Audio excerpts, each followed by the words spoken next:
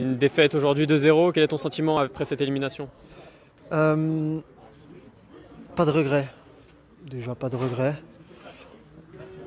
Euh, c'est un match d'apprentissage. On Match- a, on a vu une équipe assez empruntée offensivement, surtout en première mi-temps. Est-ce que tu penses que l'absence de Jimmy Atangana elle a un peu trop pesé aujourd'hui? On a manqué de justesse technique. On a manqué de justesse technique pour faire mal à l'adversaire.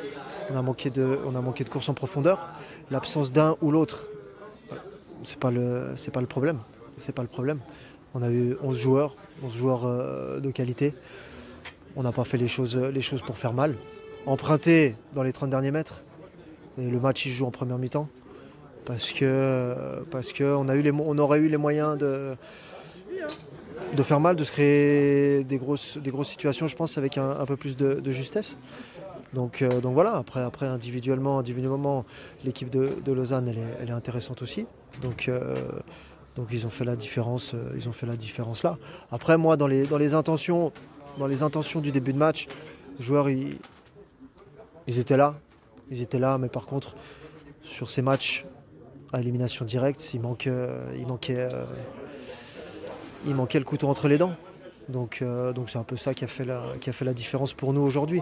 Les moments où on aurait pu, on n'a pas su faire mal. Le bilan de ce premier tour reste quand même très positif pour Servette, surtout en championnat. Donc est-ce que cette défaite va pas venir un peu casser le moral? Comment se relever après une élimination comme ça? Alors, je pense que quand on fait 28 points sur 33 en 11 matchs, je pense qu'une défaite, ça vient pas casser le moral. En tout cas pas. Non, ça montre juste que le travail, il est encore très long.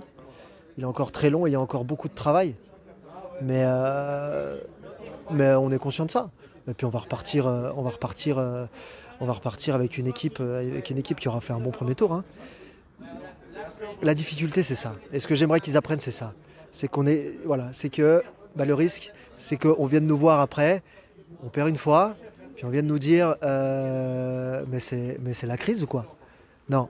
Moi, j'aimerais qu'ils apprennent à détester ce genre de questions-là. Et puis justement, qu'ils fassent le nécessaire pour pour pas se retrouver dans une situation où à la fin on peut avoir des regrets parce qu'on n'a pas fait les choses comme il faut. Mais il n'y a pas de coup au moral. On va passer des bonnes vacances.